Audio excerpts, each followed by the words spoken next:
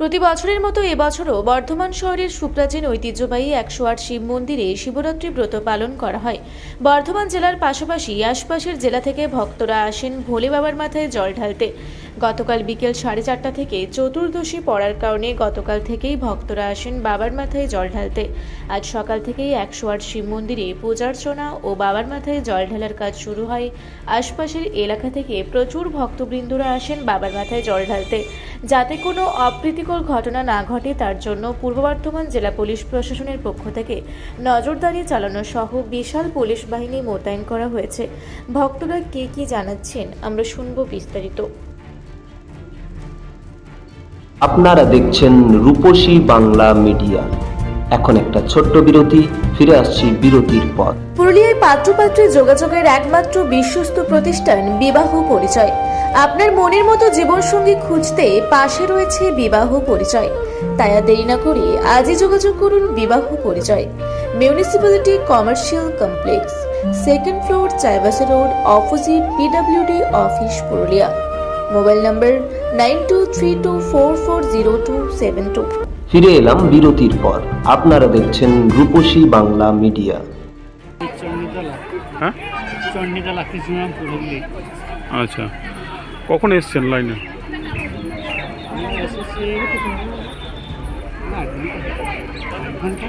হ্যাঁ, 1 ঘন্টা। 1 ঘন্টা। আচ্ছা, এই যে প্রত্যেক বছর মতন ভিড়টা কি বছর কতটা কি লক্ষ্য করছেন? আমি এসে প্রথম এসেছি, ফার্স্ট টাইম এসেছি। আমি গতবার এসেছিলাম, প্রচুর ভিড় হয় এখানে।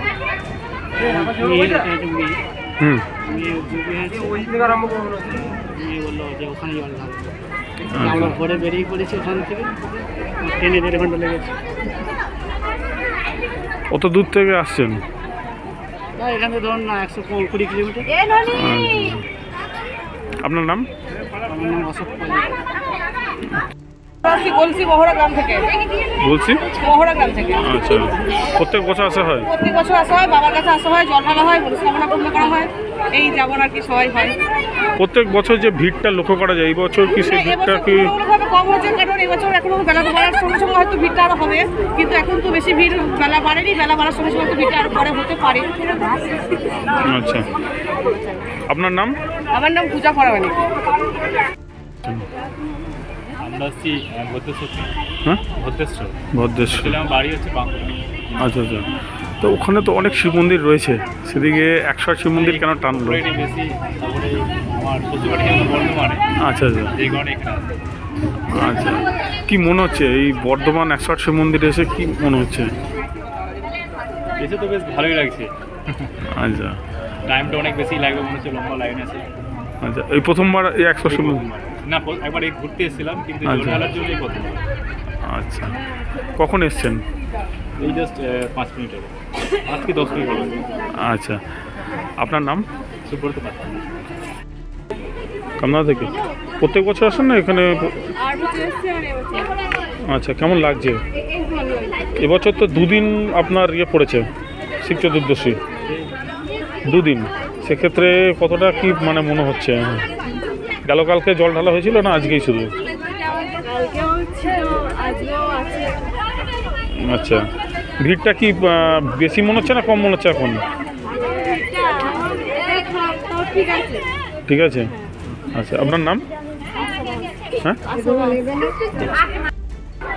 গেল কালকে থেকে আপনার শিব চতুর্দশী পড়েছে, কীরকম ভিড় লক্ষ্য করছেন আপনারা? এখানে ভিড়, প্রচুর ভিড় হয়েছে, লাখো লোকের সমাগম হয়েছে। কাল সকাল থেকেই আমাদের এখানে প্রচুর ভিড় ছিল। এখনও যে ভিড়টা রয়েছে, বেলা যত বাড়বে তত ভিড় আমাদের এখানে মন্দিরে আরও বাড়বে। আজকে কটা পর্যন্ত চতুর্দশী রয়েছে? প্রায় 5:30 পর্যন্ত এখন ইয়ে রয়েছে চতুর্দশী। মন্দির কর্তৃপক্ষের তরফ থেকে কী কী ব্যবস্থা করা হয়েছে? এখানে মন্দির কর্তৃপক্ষ থেকে ব্যবস্থা বলতে প্রচুর পরিমাণে আমাদের পুলিশ আছে, যাতে যাত্রীদের সুরক্ষার জন্য করা আছে।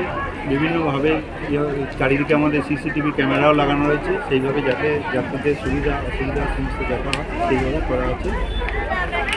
এবং আজকে কি কোনো ভোগ প্রসাদের কোনো ব্যবস্থা?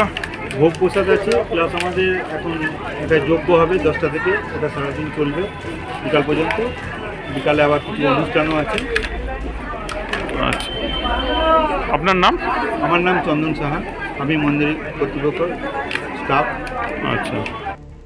পূর্ব বর্ধমান থেকে দেবাশিস ঘোষের সঙ্গে কোহেলি নস্করের রিপোর্ট, রূপসী বাংলা মিডিয়া।